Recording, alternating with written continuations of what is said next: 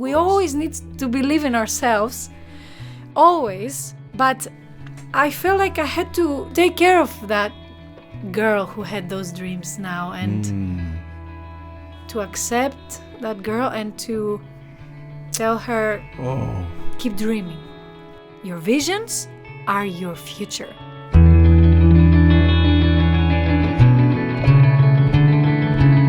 Hello guys, and welcome to another episode of the podcast, The Journey of Becoming a Musician with Iason. Today I have the honor to have as my guest the amazing and all-talented Erini, all the way from the United States and Crete. She is here today in Crete, in my studio here, and I'm so happy, honored and grateful to have her. Welcome Erini to the studio. Erini. I'm very happy to be here. I'm very happy we made this work in Crete. Yes, we did it. Amazing. Thank you. Welcome.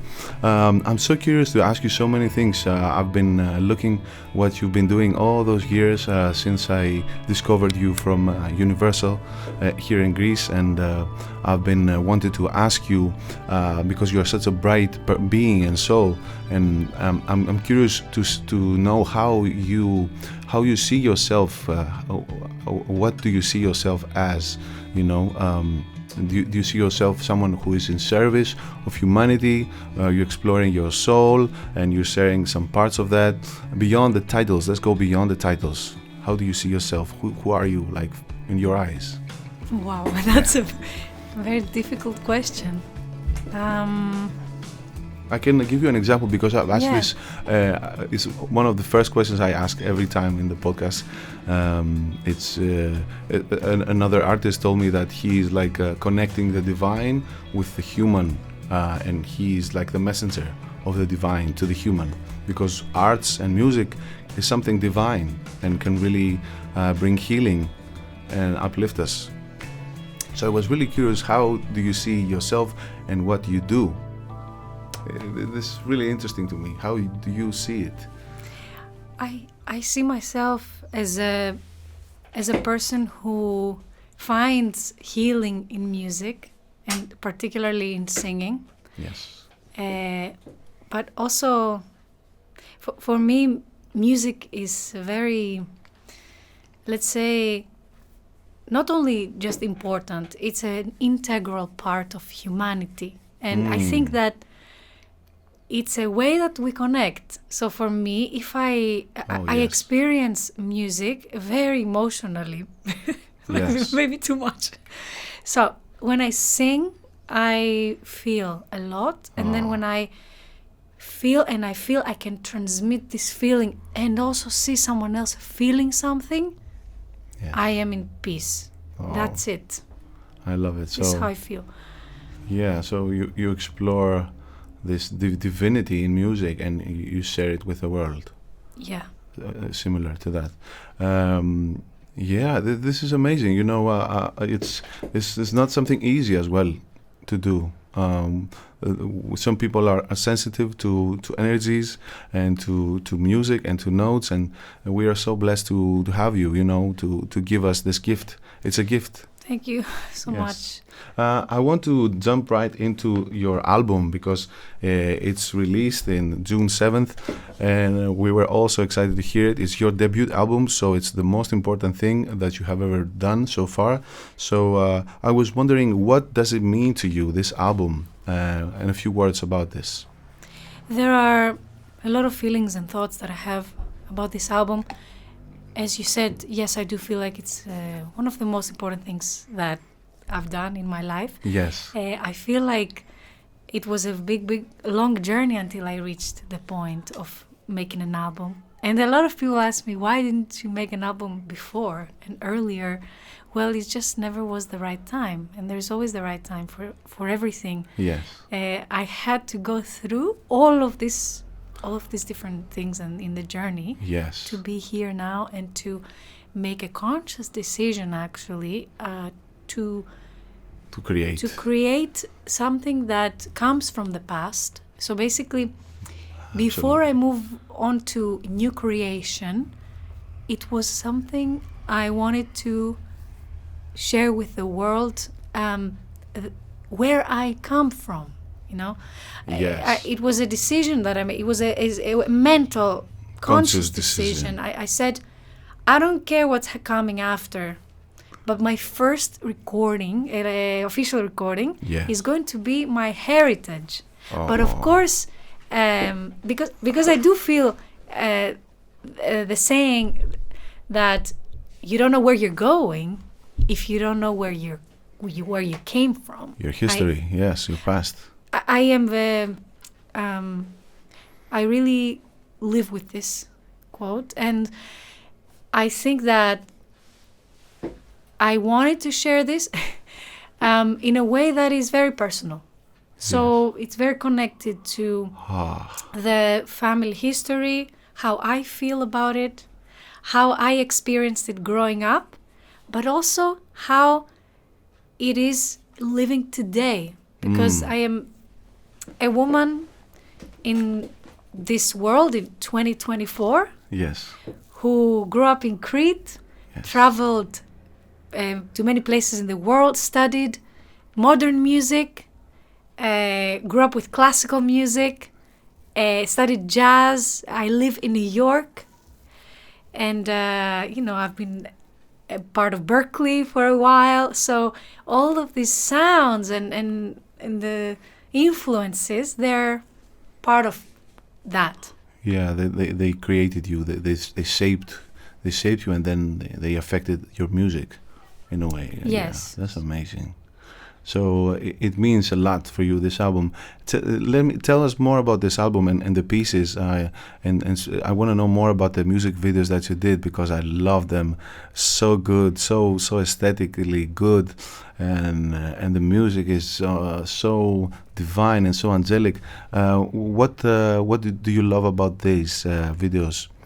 First of all, thank you so much. I appreciate the comments. You.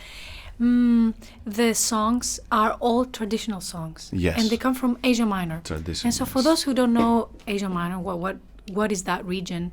It's basically the western part of today's Turkey.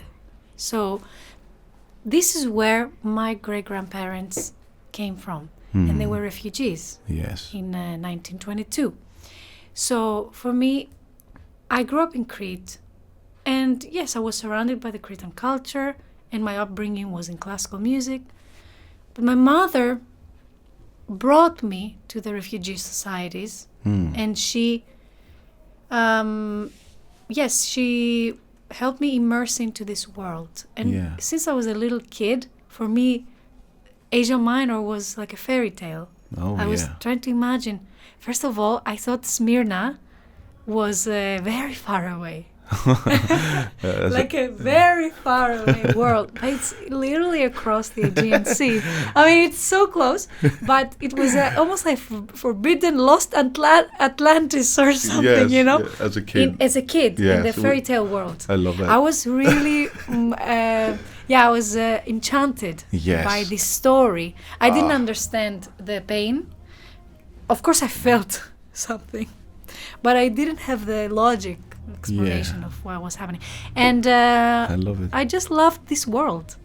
How nice that you shared that, and you incorporated that in your video, in your music video, with the cultural elements of clothing and more. The things that you see in the video are more, let's say, symbolic. For example, I didn't choose to wear a traditional Asia Minor costume or to seek for, let's say, the authentic old items and clothing. It's also very rare. We see that in the museums, in the refugee societies, but I wanted to be a contemporary woman who expresses these things through emotion and singing and music, and also with symbolism. So in Menexedes και Ζουμπούλια, which translates to violets and hyacinths, it's a love song, a very, very sweet, nostalgic love song. And so in the music video, we wanted to express love. That feeling of love. I was let's say, really just embracing the feeling of love throughout the whole video. And I was experiencing that when I was filming it. And at the same time, connecting, for example, the sea. The sea for me symbolizes... The sea for me symbolizes the arrival of the refugees in Crete. Right. This is my symbolism there. Beautiful. So I went to the north coast of Crete, and I was looking toward Smyrna, Wow. and the whole Asia Minor, and it was an energy, you know. Yes, you I connected. felt the connection, so I was dancing for my ancestors. Wow. It sounds No. cheesy, but I was just feeling that in this moment. You and felt that, yes. really felt it. I was very moved throughout the whole It's experience. obvious. It's obvious. There's something in the music video, and I think you just put it in the words, and it makes so much sense to us that we see it. Something special about this video, and the energy that you carry. Your eyes, they are traveling there. They let us know that you are doing something unique, and you are connecting. Thank you. Thank you for saying that. This is magic. There is another element in the video. It's the other character that is in the village of Archanes. So Archanes, Yes. it's a beautiful village, Tell me. is where my grandfather is from. Okay. So he married the daughter of refugees from Asia Minor. I see. So for me, this connection, this, how do you say it? Bond, This bond, perhaps. for me, this whole thing, they connected through love. Ah. And it's the real feeling of the refugees' assimilation into the Cretan society. So for me, that's why I wanted to add the Cretan, let's say the Cretan element, the very specific village. Archanes is a very beautiful Cretan village. And that's the other character that you see. I love how you create with intention and attention to detail. I love that. This is so interesting to me. I consider myself a conscious being, and I love when people are creating consciously with some pure intentions behind their art. It makes so much good in the world to have that, you know. We come to the realization that love is all that matters, and contributing is one of the highest acts someone can do in this life, I think. So thank you for this. Tell me more about the pearls, the video with the pearls of hope. I saw that I cannot pass this. It's it hit me so hard when I realized the symbolization in this, and I think people need to hear this from you. What does it mean? So in the video Margaritareña, first of all, Margaritareña means pearl girl. Pearl girl, yes. We translated it with Therese Sellers together, and we decided to translate Margaritareña as my pearl, because it makes more sense in the English language as well. And so this video, as well as the first video, was directed by Lilia Timirzianova, and an incredible filmmaker, yes, director, who is such a sensitive human being and artist. And together we came up with these ideas. I don't even remember, to be honest, how the pearl became hope. I don't remember the process. Wow.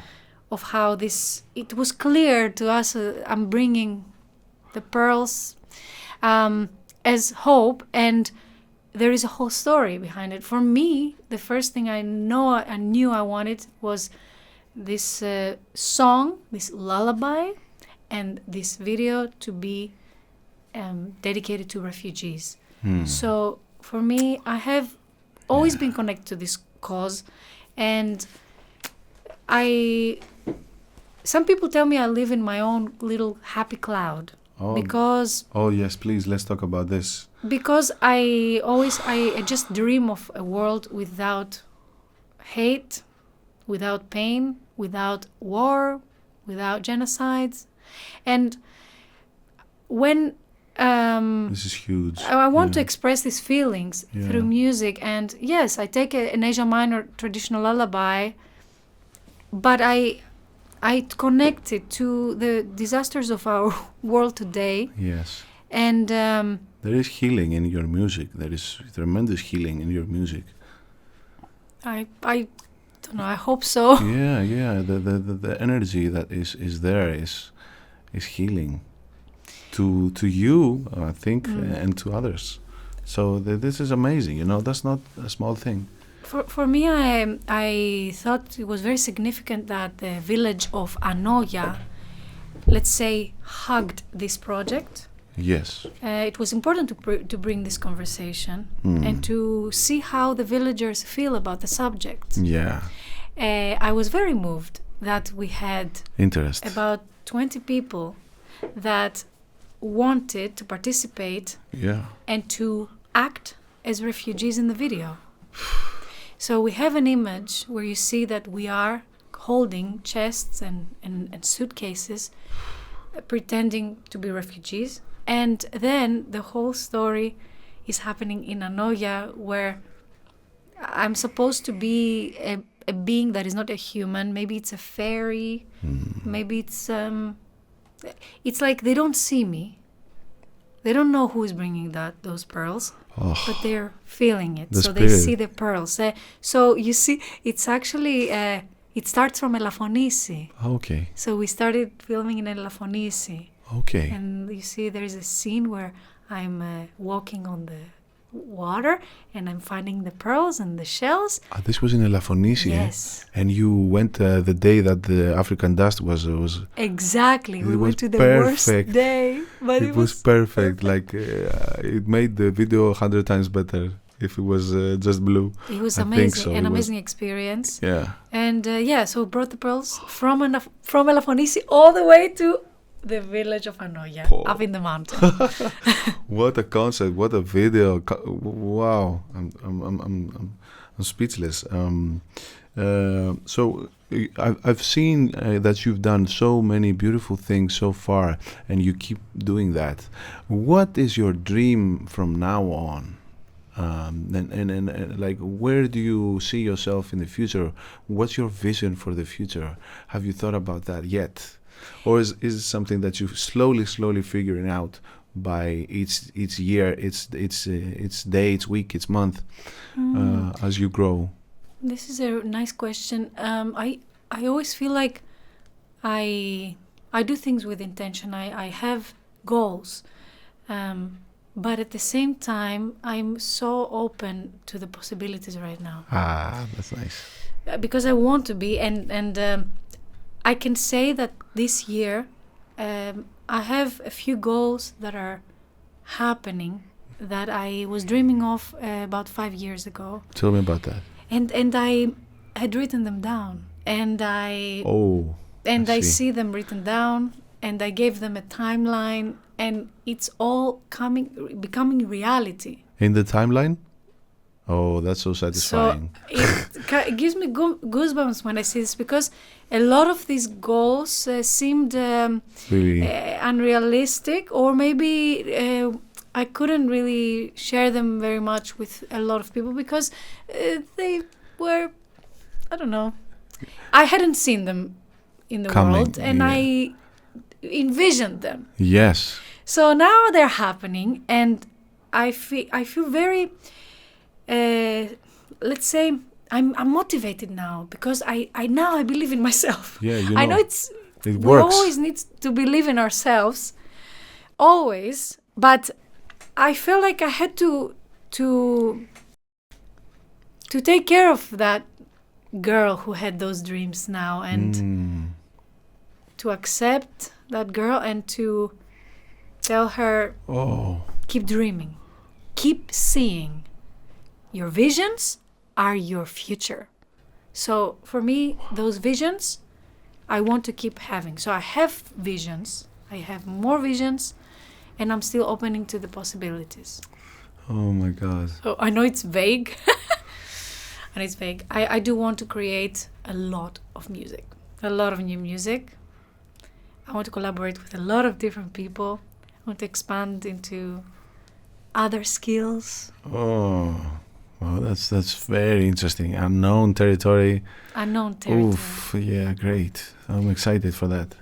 I'm inspired also by, let's say, making things happen.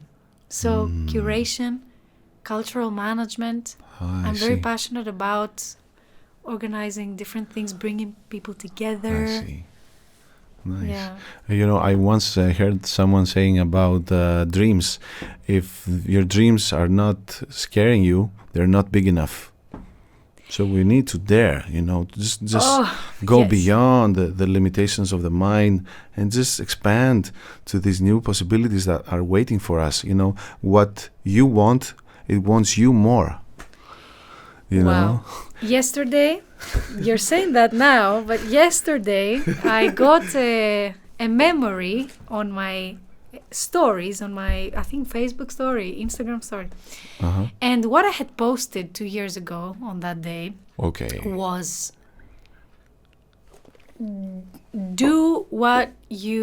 dare to do what scares you. Yeah. And I posted this that day because I had rented a car in Boston and moved to New York. Wow. And I literally made the decision in 2 days. Oh, that's scary. Because it was a dream of mine. And I knew I had to push myself to make it a reality because I was scared. Yes. So there was a lot of fear. And then I realized, you know what? If something scares you, you probably should do it. And then I started to work in that way, you know? Yeah. Yeah, Whoa. so it's great that you're saying that because that happened yesterday. Yes, that is not a coincidence, I think. No. So it's so important to me as an artist to take care of my light and to keep it clean and my energy.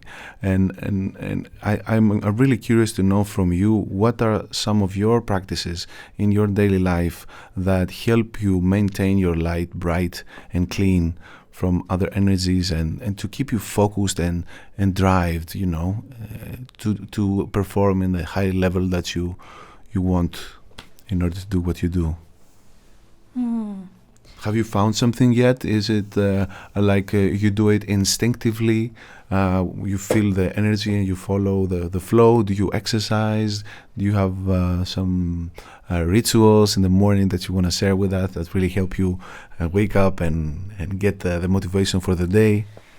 I will say that I'm always in search of something better so that I can keep the motivation, so that I can keep feeling healthy mentally and physically. And I will admit that in the last 3 months, I have lost that balance, to be honest. Oh, thank you for the honesty. That's not... Yeah, and of course it's my people around me, they know that, they see it because I've been kind of sick, I've had pain in my body, I've had a lot of things that are showing me that I need to change something. Yes. I was traveling a little too much also in the last 3 months, so that's tough. So now I need to find a new balance, because it's nice when you have your space and you can make a routine and you have a schedule. But when you don't and you have to make things happen and you maybe have to film for 16 hours and maybe wake up at 5 a.m. and all that can really have a toll on your physical and mental being. I will say that a few things that I always do now, for sure, is just consciously cleaning the space around me. Meaning, I only want to be connected to people that really, truly love me, care about me, and I love them and care about them. Yes. And I think that as I grow older, it's easier for me to now detect the other energy. Yes, and the intention of the others. Yeah. So now I am more, let's say, selective of who I want to connect to. And it's amazing because the more you do that, in the beginning you feel like... it's difficult. Yeah.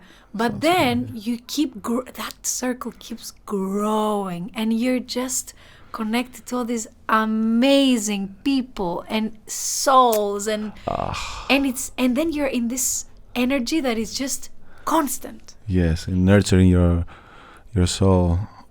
With positivity. Yes. Positivity. I don't like the fake positivity, always stay positive.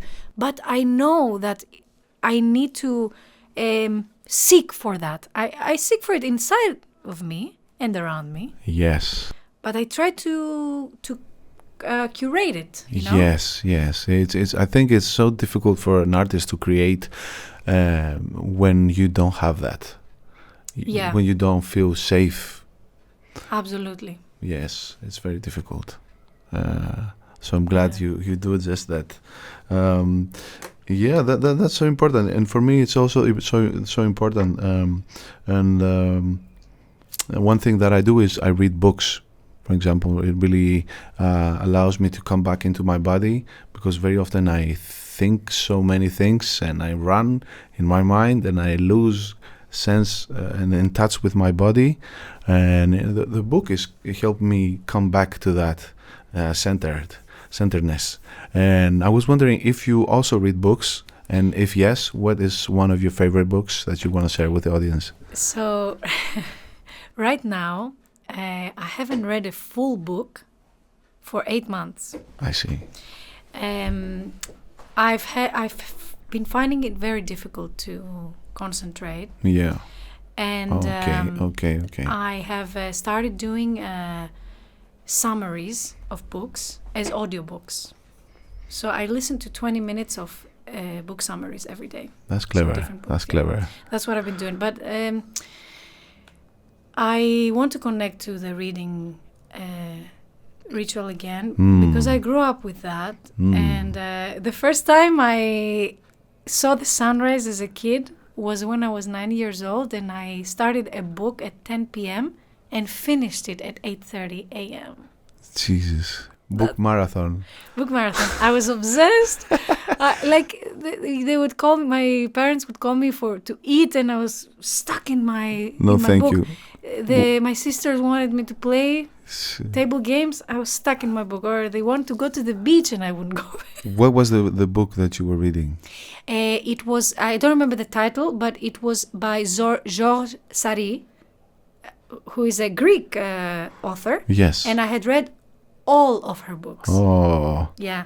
Oh my God. And there were connections between the books. So it was amazing, because you saw like little connections. And I just wanted to read all of them. Ah, that's nice. But I was reading every day. Yeah. So this is something, I've noticed that I have been going back to my childhood a lot recently, and remembering what made me feel happy and free and creative. Oh yes, yeah. That's really helping. Do more from what you love. Yeah, what you love. Yeah, because when we were children, we didn't judge our choices, Oof. We were just doing. Speak on it, Queen. We were just doing, and we were in it. We were present, Yes. Yeah, but now it's too much noise. Yeah, distraction. Take care of that. Boxes.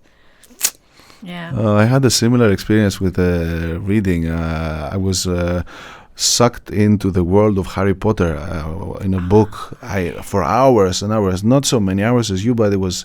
My mother keeps telling me this story. She remembers that it was one of the first times that I was really focused in something other than sports, and I was really into it. So I can totally understand you. So another thing that I do is I listen to music, a lot of piano solo music. I was curious what if you listen to music if you want to relax, and if yes, what kind of music do you listen to? Oh, always classical music. Classical. I want to. What's the? Yeah, like for example, I listen to a lot of Ravel. Oh. Yeah. This guy, this world, so many colors. Yeah. And also, what else do I listen to? I like to listen to today's cinematic pop music. What's an artist that you like from this genre? Oh, you know who I like? Who? I like Lana Del Rey. Who? Lana Del Rey. Oh, yes. Yeah, so I like the pop that she makes. It's beautiful. So much attitude in this and character. Yeah. So I like different genres of music. Yeah. Beautiful. Yeah. And what kind of music do you listen to when you want to let it go and just do you do that? Yes. Because it's one of my practices as well. I put the JBL on blast and I just bounce and dance, like crazy. Yes, there are two different things. Very different. You don't do that with Ravel. No, but I have two different things. For example, I was obsessed with Avril Lavigne when I was a kid. Oh, that's golden. I put Avril Lavigne and I just sing the whole album, like Let Go. Me too. And I get back to my childhood, and that helps me a lot. And the other thing, Cretan music. So what I do is I find panigiri on YouTube, for example, when some of my favorite musicians playing. For example, Psaragiorgis is one of my favorite artists in Crete.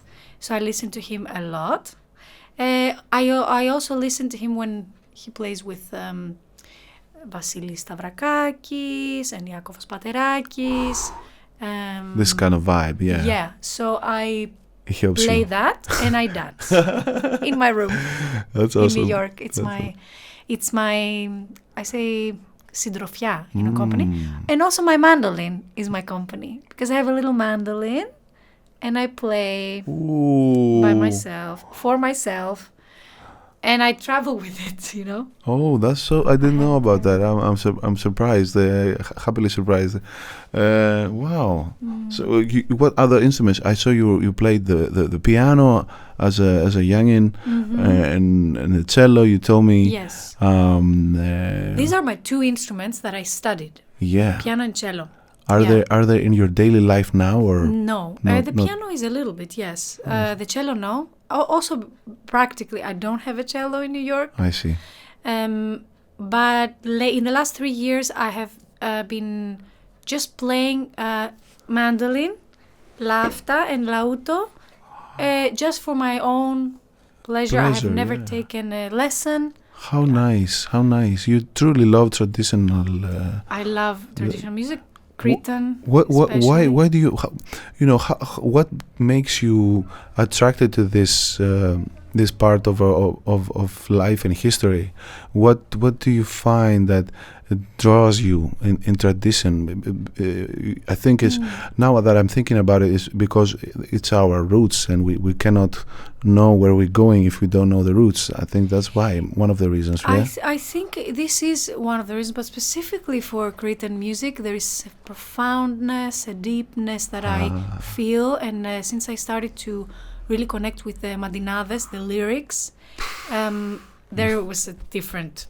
That was experience, a different, Wow. So now the combination, it's just a magical combination of how the lyrics are accompanied by these melodies that are so intricate and so deep, and they have this root and this pulse. So for me, it just doesn't get boring. It doesn't get repetitive. It just gets deeper and deeper, and then the dancing.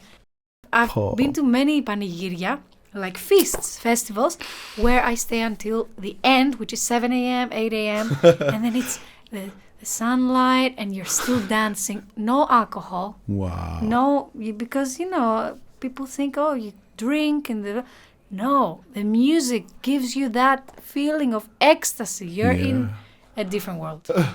So that connection for me is very strong now. So it helps me to listen to this music and to dance by myself. That's unique. That's unique. I didn't see it coming. We should go to Panigir together. Oh, that's I'm on. I mean, yeah. Coming soon. Get ready for July and August. No alcohol. I love it, especially that. Only heart and music. Yes. Let's go somewhere else now. What's the best advice that you received from a teacher that you had in your life? Can you remember something that really helped you to move forward and grow, that you found really valuable from a teacher, perhaps from Berkeley or in the previous studies in London? Yes. I've had many wonderful teachers in my life. And I will say that I have 4 teachers that I always remember. I want to say their names. Okay. My first teacher, that I remember affected me a lot, Alena Redzeyeva. She was my piano teacher. Okay. Alena taught me discipline Ooh. and attention to detail. Ooh. I will never forget her fingers and the way she put so much attention in the sound and in dynamics and in technique and all that created the perfection, the music, the emotion, you know. Okay. So I learned that technique is a tool. Yes. For expression. Yes. Yeah. So she's amazing. And then my other inspirational teacher, who I recently saw a couple of days ago because they did a honorary meeting or an honorary concert for him, Yorgos Kaloutsis. Okay. Maestro, pianist, co-director in the choir where I was. Well, this amazing teacher motivated me. He gave me hope. Oh. Because I was struggling a lot with my voice. I was born with a cyst, by the way, in my vocal folds. So I had problems with my voice. You had the problem? Yes. Oh, actually, you can hear. My voice is not very clean. It's breathy and a little bit raspy. Yeah, because of the construction of your... Yes. Yeah, so this... he helped you to believe in yourself. Exactly, yeah. And give so you even hope. Though my voice would cut sometimes, I couldn't sing the high notes, he would always be like, good job. And he would call me near the piano, teach me the second voice, ask me to teach everybody. He gave me value, you know? Ooh. And he really encouraged me. The third teacher is my cello teacher, Soren Hansen, who helped me dream. And because of him, at 13, I knew I was going to study modern singing in England, and I had figured out everything. Even the loan that I was going to get to pay the tuition and everything. I had figured out everything since I was 13. And I knew exactly what I was doing because of him. We would have our cello lesson, and I would stay for an extra hour on the computer, and he would show me all of the music schools and all of the different things that I can do to achieve this. And I thank him every day.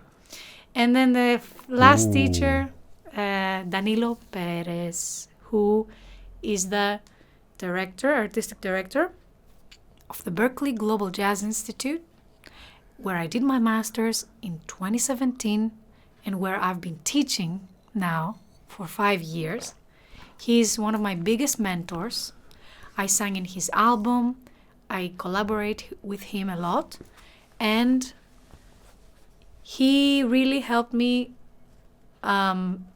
take risks and go back to my roots and really search deep inside of me to discover who I am as an artist. So I got 4 teachers. I was asking for one. Sorry. Thank you. No. It's abundance. Thank you. This is better than one. You know, it's even better. I'm honest. Yeah. Because these people, I always think about, and I always thank them because.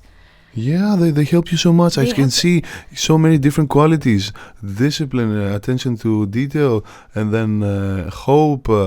To believe in your dreams, encouragement, and the last one, of course. And I'm really curious to listen and learn from you. How did the Berklee teaching happen? Because you went there to study, and you ended up being a teacher there. How amazing would that be for you? Like I cannot imagine your happiness. Yeah, I when did that happen? Yeah, it was my dream to even exist at Berklee, to go inside. Just to walk into Berklee was a dream of mine for many years, but I couldn't afford to go. Yeah, and I had gotten a scholarship when I was 17, but it wasn't enough to cover the flights full, all But anyway, when I finished Cirque Du Soleil, I applied for the master's program at Berklee, and I got a full scholarship, which allowed me to go. And I went to Boston, and I did my program, and that's when I met Danilo Perez, who was my artistic director and one of the main mentor over there. And a year after I graduated, he actually called me and asked me to teach a specific class, which I created. It was already there as a concept and as a topic, But we totally revamped it, and it's basically a class that's called building your career. It's basically a music business class. Yo.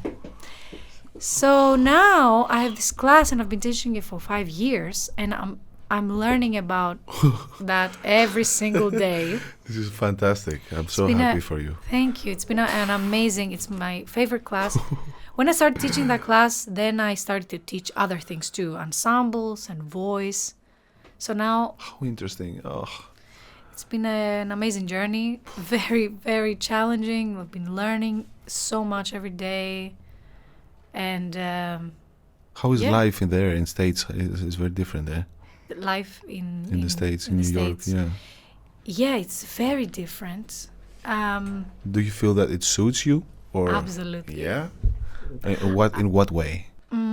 For me now, what I do right now, I split my time between Greece, Crete specifically, and Athens a little bit, and New York. Yeah. And you can see already how much of a contrast there is. Yeah.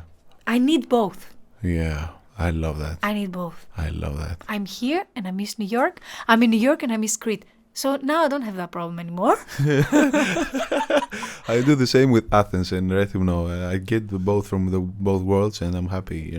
I love that. And you want both. Yes. You need both. Yes, in a way. Yes. Yes. That's exactly how I feel.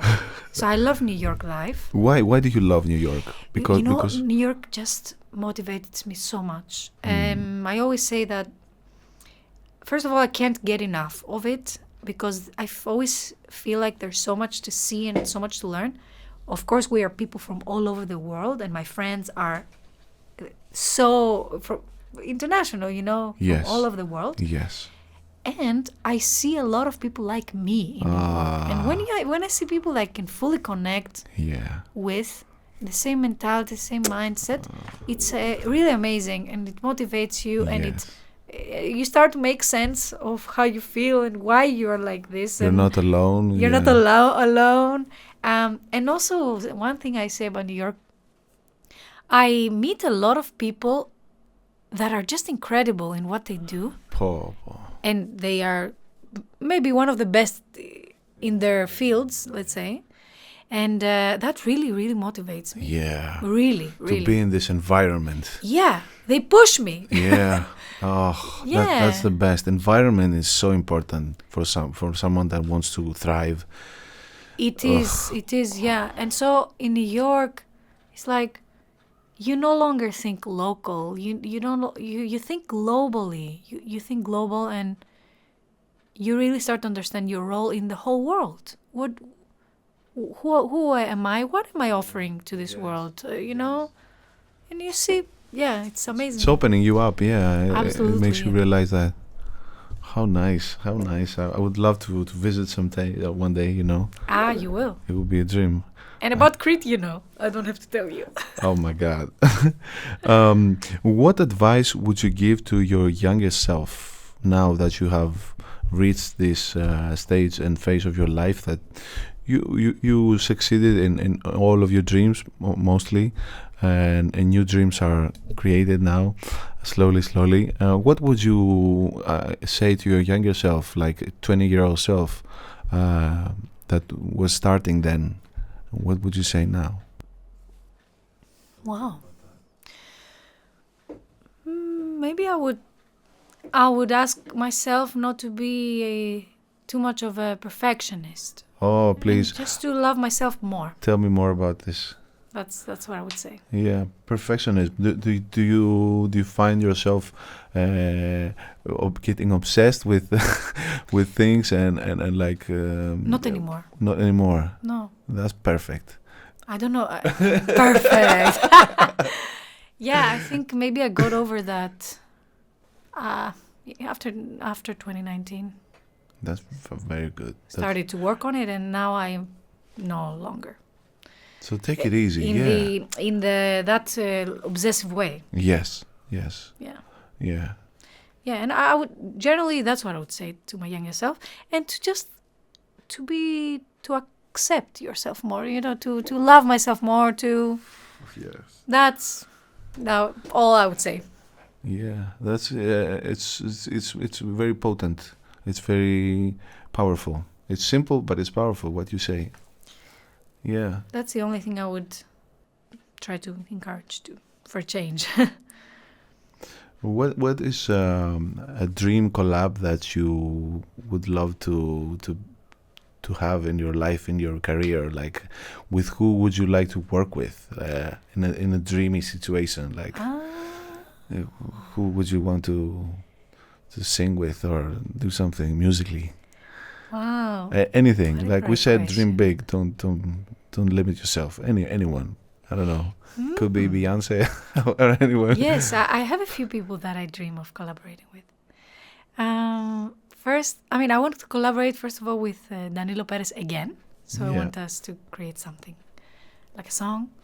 Nice. I would love to play with Anushka Shankar. And I would love to play with Yo-Yo Ma. Oh yes, yes. Because I've loved him since I was a kid. He would love you too. I think. So I would love to collaborate with him one day, and also I what else? Who else would I love to work with? Anyone. Dream. Dare to dream. Anyone.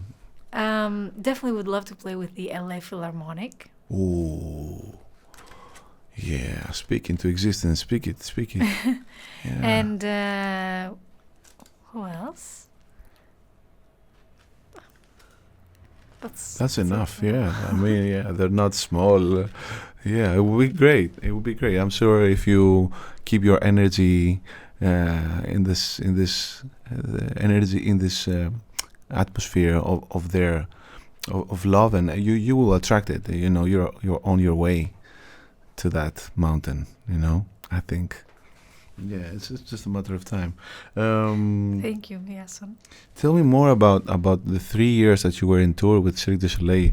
How was this experience? And what have you learned from that now? What's the lesson that you took from this 3 years of touring the world with such an amazing crew and concept? Yesterday I was telling my dad, because he said, "You drink a lot of water. Good for you." And I said, this is one thing I learned at Cirque du Soleil. I was Hydrate. filling up my water bottles, and I made sure I was drinking a little over 1.5 liters, so around 2 liters per day. And it became a real good habit. If I haven't drank water for a while, I need it. Fantastic. Yeah. That's a great one. I didn't expect that. So, I didn't expect this habit from this. It's very recent from my conversation yesterday. That's why I said it. But of course, you know, that experience, it formed me a lot as a person, as a singer, as a professional, a lot of things. First of all, it took me to North America. Okay. You know, because I auditioned for this in London. Oh. That's where I was studying, and that's where I was living for a while. Right. Yeah. So when I was 22, I started touring in North America. So Canada, United States, and I was living in different cities. I lived in 16 different cities, and we stayed in each city for 2 years, 2 months. 2 months. And I learned a lot about my vocal identity, if you believe it or not, because Ooh, when I went there, interesting. I was a very good student, let's say. I was good at imitating, learning from listening to other voices. Ah, you found your voice. Yes. Oh, this is huge. I did, This and it was a big crisis when I arrived there, because Oh. they were giving me original music that had never been sung by anybody. It was just melodies and some lyrics, or no lyrics, like na na na la la la. So they push you to. Yeah, they give me these find- melodies Ooh. with piano or violin and notation. Wow. And they asked me, sing that in your style. And I was like, what style?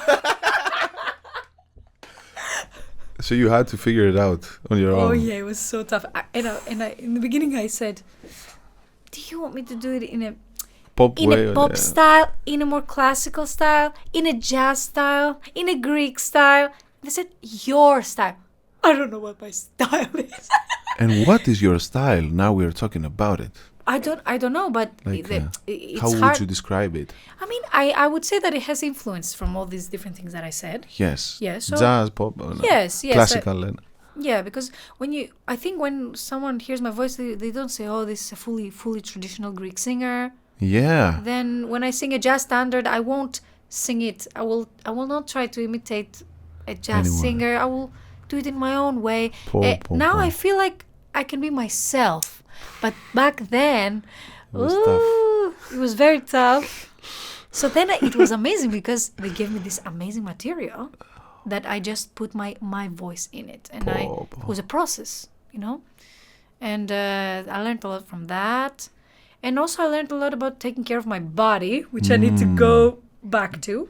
I was doing yoga every day, and I was doing Pilates 2 times a week. Yes. And I was eating very healthy. Very healthy. That helps a lot. It helps a lot. And I was really fit. Like, I mean, really good in good shape. Good shape, yes. Bendy and loose and everything. Yeah, absolutely. And strong and stamina. My stamina for singing. Imagine, I was the only singer. And I was doing 9 to 10 shows per week. Wait, well, that's a lot. Like Double shows. Friday, Saturday, Sunday was double always. Sometimes Thursday too. Ugh. Just imagine. And I was doing the whole show, like almost 2 hours of singing. And but you, in order for you to perform in such conditions, you had to take care of your body. Absolutely, So yeah. it was if it wasn't for that self-care Self-care was the priority you for couldn't everything. do it, right? Yeah. Sleep. I figured out how much sleep I need. I was taking that sleep. I was avoiding a lot of caffeine. I was not eating dairy on the day. Like, I was not eating cheese and milk and things like that. Heavy stuff, yeah. Yeah. I see. And I was steaming my vocal folds, like, with water, steam, you know. Wow, yeah. Every day. Everything. Doing neti pot for cleaning the nasal. sinus. A lot. So Every day. a lot of growth during the 3 years in this touring. Yes. Oof. It was tough though, you know.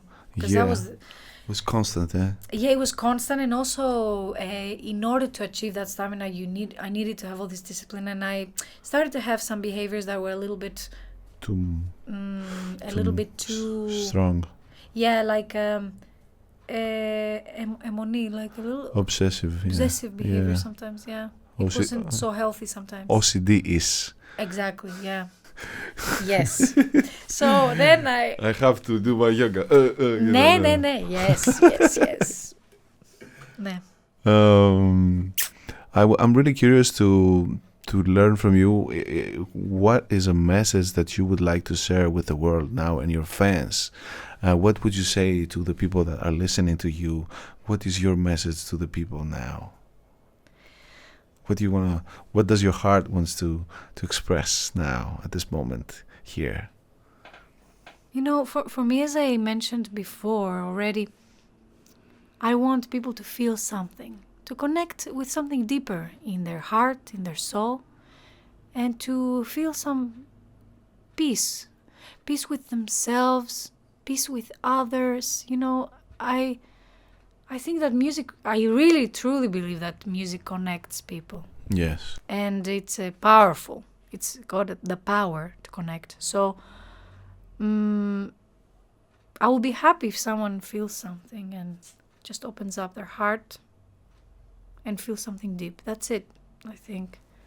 Hopefully it can help people to do that. Feel some love for themselves, for others, so that the world can...